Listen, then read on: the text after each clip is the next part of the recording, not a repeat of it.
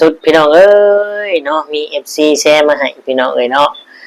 FCว่าโอ้ยตุกคำเอ้ยเนาะเป็นแม่นดังที่เจ้าเว้าแม่นความเจ้าอีหลีเพิ่นว่าหันได้พี่น้องอ่ามีคลิปที่เพิ่นแชร์มาเนาะเดี๋ยวตุกคำจะพาไปเบิ่งทั้งอ้ายเพิ่นเนี่ยได้เว้าออกจากปากเพิ่นเองเนาะพี่น้องเนาะรักครั้งที่2บ่แม่นคนอื่นคนไกลพี่น้องน้องมินตาเพิ่นที่ว่าจะแต่งงานหรือว่าจะใช้ชีวิตในครั้งนี้นะพี่น้องเอ๋ยเนาะและมีเพจเพิ่นถามว่าเอ้าฮักครั้งใหม่กับบ่แม่นว่าฮักครั้งใหม่เพิ่นว่าพี่น้องทั้งอ้ายเพิ่นว่าฮักครั้งนี้น่ะคือเพิ่นฮักมาแต่โดนแล้ว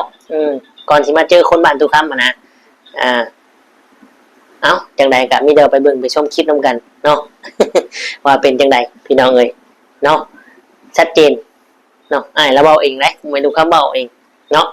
อ้ายเพิ่นเป็นคนเว้าเองพี่น้องFC บางคนก็โอ้ประตูตายบ่หลับชื่อบ่ชื่อแท้เนาะเพิ่นว่าพี่น้องเอ้ยเนาะ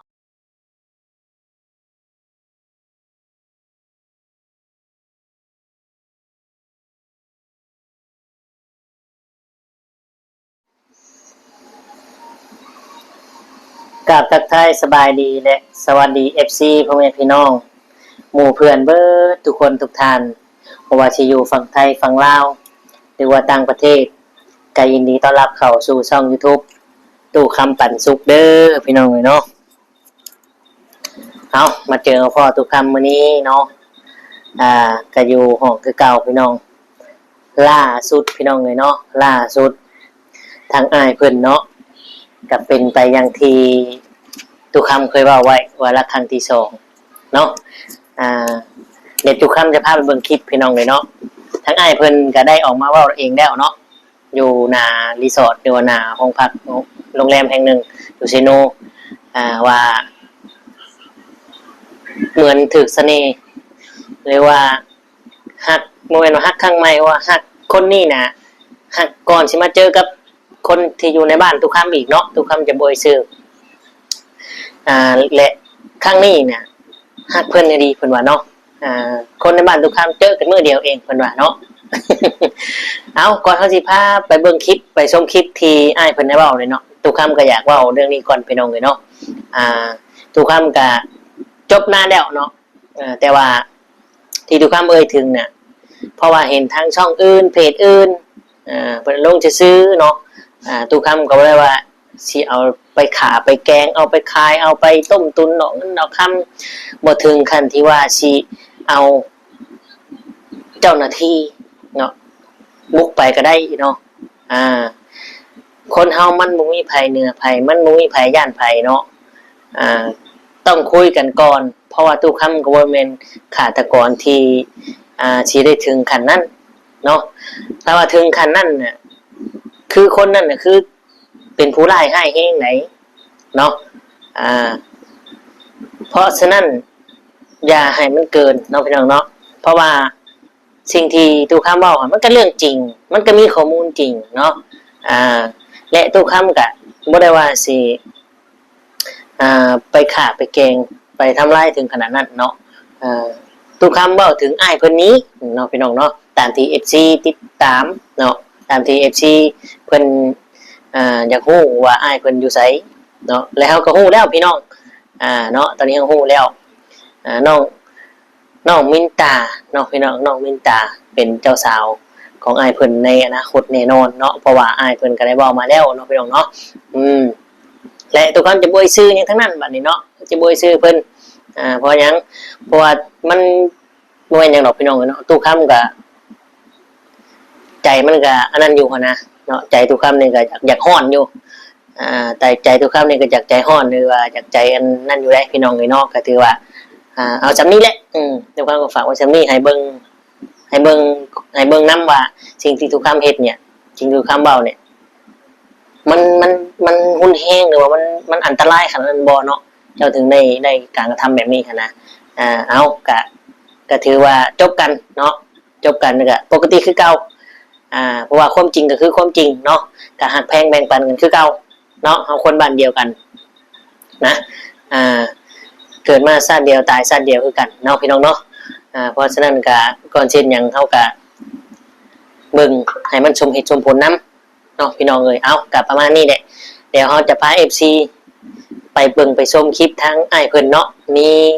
เพจหนึ่งพี่น้องได้เจอพอตู้เพิ่นเพิ่นว่ากระทำความเคลื่อนไหวเนาะว่าเป็นจังไดเบิดเท่าใด ครับเรื่องราวที่ผ่านมานะพี่น้องเอ้ยเนาะอันนี้คือตู้คำบอกถึงอ้ายเพิ่นได้และอ้ายเพิ่นก็ตอนนี้กำลังถูกแชร์วันไหวอยู่เนาะแชร์ในมุมแบบว่าโอ้ยประตูตายบ่หลาบบ่โอ้ยประตูเจ้าคือบ่จื้อแน่อย่างประมาณนี้นะคือมันมีตัวอย่างให้เห็นแล้วหลายๆคนก็เป็นห่วงอ้ายเพิ่นเนาะเป็นห่วงอ้ายเพิ่นยามมันเกิดขึ้นอีกอย่างประมาณนี้นะแต่ว่าอ้ายเราก็ยืนยันว่ารักครั้งนี้นี่รู้สึกว่าสิบ่คือเก่าเพิ่นว่าเนาะมีแต่ว่าเฮาก็ติดตามเบิ่งเนาะว่ามันสิเป็นจังไดพี่น้องเอ้ยเนาะเดี๋ยวจะพาไปเบิ่งไปชมคลิปอ้ายเพิ่นจังหน่อยนึงเนาะไปกดตู้เนาะเรามาแต่มีการมาแต่งอำยันเล่าฮักแต่งไปเสียเงินขาดองไปเท่าใดนี่พาพังจากปากเราเลยจะเจ้าคอยกันอยากบอกเราอยู่ด้วยความเป็นห่วงแต่ว่าเนาะผู้เฒ่าเพิ่นว่าเพิ่นคอมาเดินตามพันเพิ่นจะเจ้าเอามาพังนำกันอีพีหนึ่ง3 คนนึงแล้วไปแล้วผู้นึงแล้วไปแล้วเสียเอาผู้นี้เสียเอาใหม่อีกเนาะโมเมนต์ใหม่ผู้ที่เคยคอยพ่อมาไปทำนิดคอยว่าสิมาเอาผู้นี้มาพิษกันน้อยเดียวว่าจังไดโว้ต่างฝ่ายต่างบ่ข้อหากันคอยเลยถามว่าป้ากันเนาะเราก็ว่าว่าสัตว์ไปหาผู้ไหมแล้วก็ตามมาแล้วมาเจอผู้เมียผู้นี้พ่อกันแต่มือเดียวก็เลยเอากับเมียผู้ตัวเอานี่ได้บ้านมาเขามูจักแล้วก็มันมีเรื่องเล็กๆกันหน่อยไปละความเขาอย่างได้เขาหัวเขาเนี่ยนี่เท่านั้นมาแล้วเขาก็บังเอิญล้มกันเคยเห็นเรา2 ปีมาแล้วสาวนี่เราเป็นผู้งามสาวคอยเอาสมบังนี่แหละเพราะว่าเจ้างามปณิบุมิแผ่วเนาะเมื่อนี้เจ้ามาอย่างเราว่าพ่อกับมาโซ่ขาว่าพ่อกับโซ่ขามันก็พ่อกันเลยสินะแล้วก็เลยเอาเจ้าระบินมาคือนกเจ้านี่เนาะแล้วเลยเว้ากันค่าดองตัวจริงเท่าได้บัดนี้ค่าดองพันนา10,000จันให้แม่โดย10 ปลายพันละแม่นเห็นงานแล้วถึงกินถึงอยู่บนเบิร์ดอยู่มง30,000นี่แหละ30,000แล้วปู่ตัวสิกำลังจะแต่งเอานี่อีกประมาณเท่าไหร่นี่ท่านคอยเคยว่ากับเราคอยสิลงมาเอาคอยซื้อนี่นั่นให้เราเบิร์ดแล้วสาวมินตานี่นะหักเราหลายเดี๋ยวนี้นะเดี๋ยวนี้หักเราหลายที่ไปเอาเราสังเขาถึกเสน่ห์เราดิออกไปรถเจ้าเลยด้วยเสน่ห์สาวมินตามันเลยเกี่ยวมาหากันนั่นมัน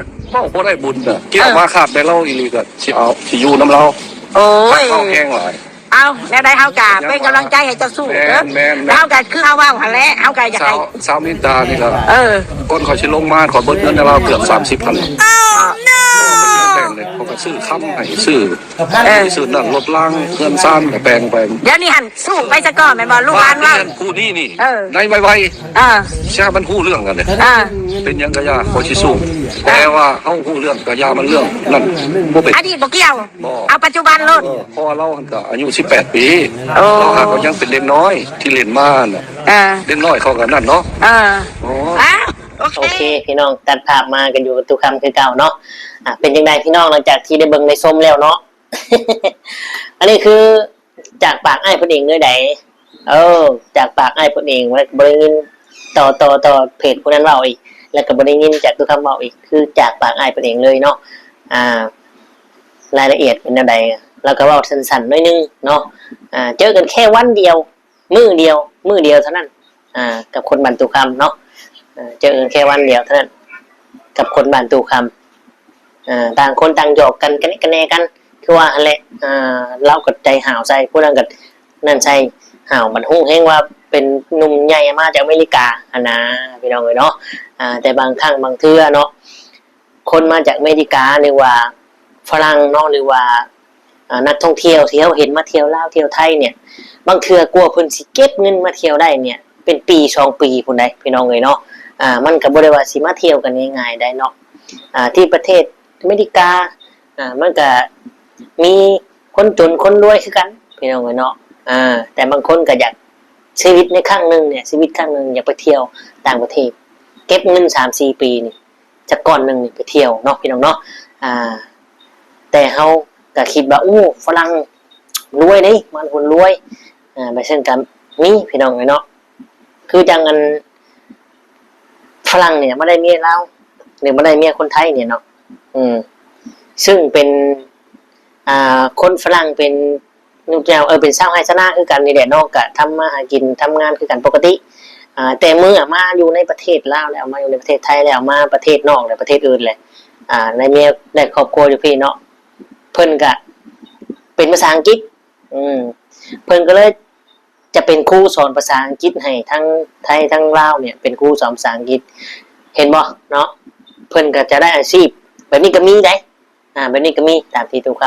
ำเห็นนะพี่น้องเนาะแบบนี้ก็มีเอากะเข้าเรื่องเลยบัดนี้พี่น้องเป็นจังไดเนาะชัดเจนนะเนาะพี่น้องเนาะ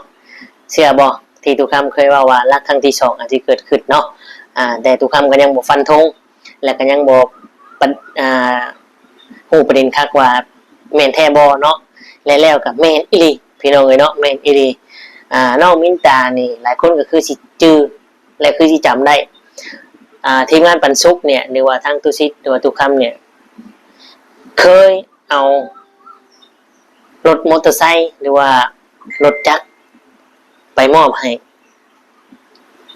น้องเพิ่นขี่ไปโรงเรียนตอนนี้น้องเพิ่นก็จะประมาณ18ปีนี่แหละเนาะตอนนั้นยังบ่ฮอดติตอนนั้นพี่น้องตอนนั้น15 16ปีนี่ไปจักตอนนี้18ปีแล้วเนาะพี่น้องเนาะและ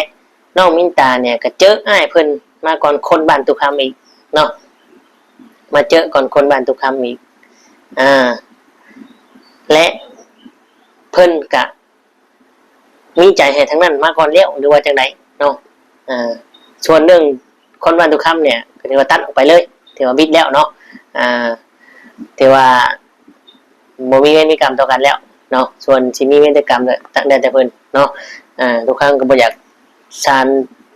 เวรกรรมต่อกันเนาะก็ให้มันจบลงไปประมาณนั้นมีแต่ว่ามาติดตามมาลุ้นกันว่าอ้ายเพิ่นเนี่ยสิเจอแบบเก่าบ่หรือว่าเป็นจังไดสิจัดงานแบบใดจัดงานยิ่งใหญ่บ่เนาะน้องมินตาเนี่ยสิเป็นคนแบบใดสิฮักจริงบางแต่งสิฮักเอาแบบว่าอยู่ด้วยกันเป็นลูกเป็นครัวแบบที่เราตั้งใจไว้บ่หรือว่าจังใดน้องพี่น้องเนาะก็มาลุ้นกันมีแต่ว่าขอให้ประตูเพิ่นเนาะหรือว่าอ้ายเพิ่นเนี่ยโชคดีเนาะบ่ให้เจอแบบที่ผ่านมาเนาะขอให้โชคดีขอให้เจอฮักแท้แหละพี่น้องเอ้ยเนาะพี่น้องเอ้ยเนาะทุกคำก็บ่คิดได้ว่าเราสิเอาจริงเนาะเพราะว่าตามที่ทุกคำฮู้มาสื่อมานั่นก็ฮู้ว่าอยู่บ้านพีนเนาะฮู้ว่าเราไปจีบสาวบ้านพีนนะแต่ว่าบ่คิดว่าทั้งน้องเพิ่นนี่สิตกลงปรงใจเอาเนาะตามที่เราเว้านี่มันถือว่า 100% เลยเนาะพี่น้องถือว่า 100% แหละเพราะว่าเราออกมาได้พี่น้องเนาะเราออกมาแล้วแล้วก็ผู้ที่เพจที่ท่ายหั่นก็เราก็ช่างถามเนาะพี่น้องเนาะเราก็มาเจอมาเจอด้วยความบังเอิญหรือว่าเพิ่นอาจสิมาเที่ยวหรือว่าแต่มาเนาะบ้านพักหันได้เจอกันกับเราเพราะเราก็เป็นคนในโลกโซเชียลเนี่ยมันดังได้เนาะพี่น้องไปรู้จักเราไปเห็นก็อยากถามอยากฮู้ความรู้สึกเราหั่นแหละว่าเป็นจังไดเนาะพี่น้องเนาะก็ได้เกิดคลิปนี้ขึ้นมานะพี่น้องนี่เนาะทางเราก็ได้อธิบายเล็กๆน้อยๆเนาะกับเรื่องราวที่ผ่านมาที่เป็นดราม่ากันช่วงหนึ่งนะพี่น้องเนาะว่าเป็นจังไดมีแต่ว่าติดตามแล้วรุ่นเบิ่งพี่น้องว่าครั้งนี้สิเป็นจังไดหรือว่างานครั้งนี้จะลงแบบใดเนาะพี่น้องเนาะทุกคำก็บ่ได้มีเจตนาที่จะใส่ร้ายหรือว่าเว้าให้อ้ายเพิ่นได้เนาะเพียงแต่ว่าเฮาเนี่ยติดตามแล้วก็อย่างฮู้ว่าอ้ายเพิ่นเนี่ยยังสิเฮ็ดคือเก่าบ่เนาะพี่น้องเนาะยังสิเอาอีกอยู่บ่เนาะและอ้ายเพิ่นก็ยังเอาคือเก่าเนาะพี่น้องเนาะคิดว่าสิเอาคือเก่าแต่ว่าที่ FC คอมเมนต์ FC เป็นห่วง FC สงสารนุตนก็ได้สงสารนุตนนั่นแหละพี่น้องเนาะถ้าว่าในอีกมุมนึงมันก็เป็นเรื่องของเราแล้วก็เป็นกรรมเป็นบุญวาสนาของเราเฮ็ดมาแล้วนี้ในเมื่อเราอยากมา ใช้ชีวิตในมันปลายให้มันคุ้มค่าเนาะเราก็ใช้ตามที่เราหวังเราฝันไว้ให้แหละพี่น้องเลยเนาะส่วนว่าสิเป็นจังไดเฮาก็ได้แต่เบิ่งได้แต่ให้กำลังใจเนาะมีแต่ให้เราโชคดีแค่นั้นแหละพี่น้องเลยบ่มีหยังหลายเนาะก็มีแต่ว่าบ่ให้อ้ายเพิ่นถึกตัวอีกเนาะพี่น้องเนาะบ่ให้เพิ่นถึกตัวอีกพี่น้องเลยเพราะว่าเจอกับคนบ้านทุกคำนั่นก็เบิดไปหลายเติบแล้วก็เนาะพี่น้อง600 ล้านโอ้บ่ได้น้อยได้พี่น้องเลยเนาะแต่ก็เกิดขึ้นโดยความพึงพอใจของเราเนาะเราก็บ่ได้มีการฟ้องร้องเอาคืนใดๆทั้งนั้นจนเราอยากให้มันวิตมันว่างนะก็จนมาเจอกลับคืนมาหาน้องมินตาอีกพี่น้องเลยเนาะคือระหว่างวันนี้พี่น้องเราเจอน้องมินตาก่อนเลยเนาะเราเจอก่อนก็คือระหว่างวันนี้เราเจอคนบ้านทุกคำในมือเดียวเราเราถามว่าเจ้ามายังก็มาชอบหาคือกันทางนั้นก็ถามคืนว่าเจ้าเด้ต่างคนต่างชอบหากันหัวจำบินมากคือลูกเจ้าแท้เรานะพี่น้องเลยเนาะและที่สำคัญพี่น้องถามว่าอ้ายเพิ่นก็มีความในใจบอกมีพี่น้องเลยเนาะมีซึ่งอ้ายเพิ่นก็ได้เว้าเบิดเบื้องหลังเบื้องข้อมูลลึกเป็นจังใดเนาะมันก็ได้เว้าเบิดแต่ทุกคำจะบ่เว้าเนาะบ่เว้าเพราะว่าเนี่ยมันจะผิดเพิ่นนี้มีแต่ว่าเว้าถึงทั้งมุมอ้ายเพิ่นนี้เนาะเว้าถึงทั้งมุมอ้ายเพิ่นนี้เนาะพี่น้องเนาะจังใดก็อยากฝากถึงแรกพี่น้องเลยเนาะคนบ้านเดียวกันคือคนบ้านเดียวกันอันใดที่มันให้แห้งมันเกินไปเฮาก็บ่เว้าพี่น้องเลยเนาะจังใดก็คนบ้านเฮาคนบ้านเดียวกันจังใดก็คนบ้านเดียวกันเพราะว่าเพิ่นก็บ่ได้ว่าสิมาฆ่ามาแกล้งมาทำร้ายมาฟันเฮาก็บ่ได้ไปฆ่าไปแกล้งเอาไปว่าสิเอาเพิ่นไปวิจารณ์แกะช่วงเสื้อผ้างะคาถ่ายวิจารณ์แบบนั้นมันก็ก็ว่าไปอีกอย่างนึงเนาะนี่สิ่งที่เขาบอกนี่ก็เขาบอกในมุมมองความจริงเนาะในมุมมองความจริงกับเรื่องราวที่มันเกิดขึ้นอะไรพี่น้องคือนี่แน่นี่อ้ายเพิ่นนี่เรื่องจริงแน่นี่มันเป็นเรื่องหลอกแน่นี่ได้ที่ทุกคำนางว่านางโคอยู่นี่นะพี่น้องเรื่องจริงได้มันเป็นเรื่องหลอกแน่นี่นะเนาะและก็บ่ได้ยินจากไผได้ยินจากปากอ้ายเราเองเนาะซึ่งโลกโซเชียลนะพี่น้องหลายคนที่แชร์มาเนาะ FC ทุกคำก็แชร์มาให้ทุกคำเบิ่งคือกันFC ทุกคำแชร์มาว่าแม่นความเจ้าเว้าอีหลีเพิ่นว่าแม่นความเจ้าเว้าอีหลีทุกคำเอ้ยแม่นความคาดการณ์ของเจ้าเป๊ะเลยนี่เจ้าเบิ่งคลิปนี้เด้อเราเว้าออกมาโดยปากของเราเองแล้วว่าซั่นเนาะ ทุกคำก็ว่าโอ้แม่นอีหลีเนาะเราบ่ยอมถอยได้นี่เราสิสู้เราสิเอาให้ได้เนาะเป็นน้ำเล่ามีเงินหลายเป็นน้ำเล่าเท่เรารอเป็นน้ำเล่ามีมูลวาสนาแต่ใดเนาะถึงได้เจอแต่ผู้สาวสำน้อยพี่น้องเลยเนาะ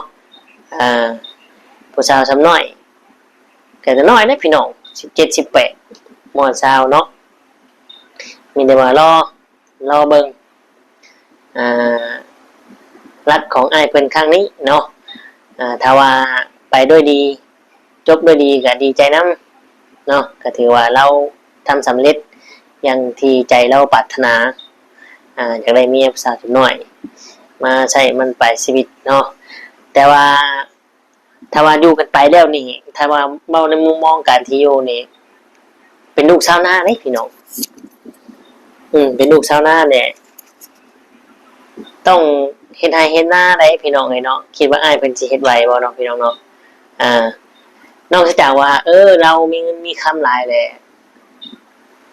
มีเงินมีคำหลายแหละหลังจากที่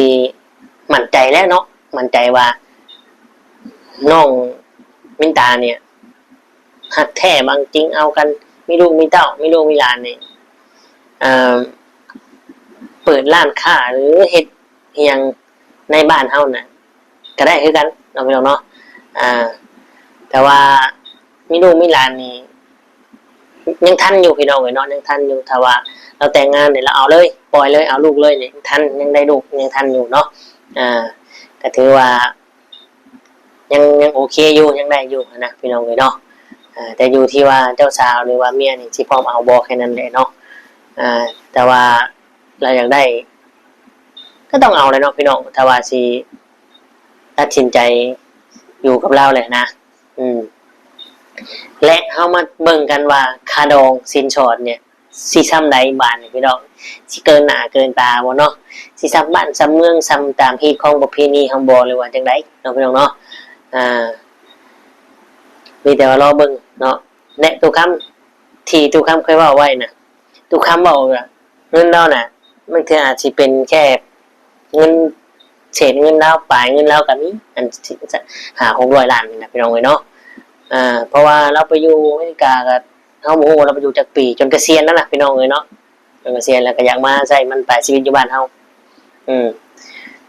ต้องมีถูกว่าเราต้องมีอยู่แล้วพี่น้องเอ้ยเนาะมีหลายอยู่แล้วก็ถือว่าผิดพลาดไปเราก็สิคิดว่านั่นแหละถือว่าผิดพลาดไปต่อไปเราก็สิไต่ตองพิจารณาเบิ่งคักนะพี่น้องเนาะมีแต่ว่าเป็นกำลังใจให้อ้ายเพิ่นเนาะเป็นกำลังใจให้อ้ายเพิ่นขอให้ครั้งนี้ขอให้เป็นฮักที่สมบูรณ์แบบ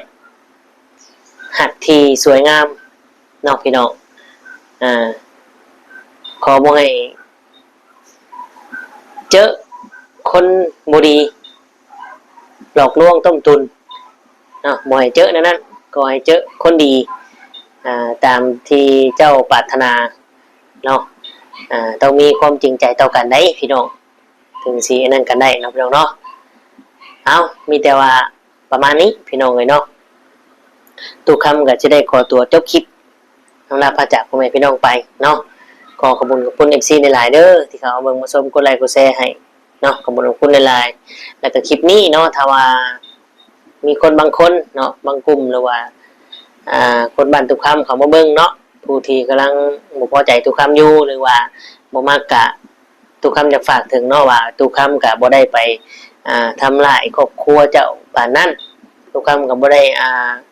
ไปฆ่าไปฟันไปเอามาแก้เสื้อผ้าวิพากษ์วิจารณ์ถึงนักรุนแรงขนาดนั้นทิ้งที่ทุกคำเว้าก็เว้าในมุมมองความจริงเนาะเว้าตามที่เห็นเนาะก็บ่ได้ถึงว่าสิขนาดนั้นแต่สิ่งที่เจ้าทำน่ะมันถือว่าแห้งอยู่เนาะถือว่าแห้งมันระดับนักโทษค่ายาแบบทุนแห้งระดับประเทศหรือว่าคดีฆาตกรรมเนาะแต่เฮ็ดบุกแบบนั้นน่ะเอาบุกบ้านแบบนั้นนะพี่น้องเอ้ยเนาะแต่ก็ฝากไว้สำนี้คนเฮามัน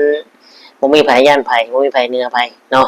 เพียงแต่ว่าฝากไว้สำนี้แหละเนาะขอให้จบลงโดยดีมันทุกคำก็บ่อยาก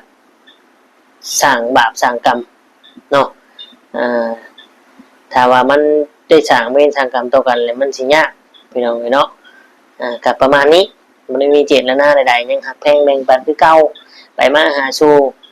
แบบคือเก่าแต่สิเราต้องน้อมรับความจริงสิ่งที่เราเห็นลงไปนะมันก็คือความจริงเนาะบ่ให้คิดไปทางอื่นก็แค่นั้นแหละพี่น้องเอ้ยเอากับประมาณนี้ก็คือสิได้อำลาพระจากพ่อแม่พี่น้องไปเนาะก็คือสิได้กล่าวคำว่าสบายดีและสวัสดีครับ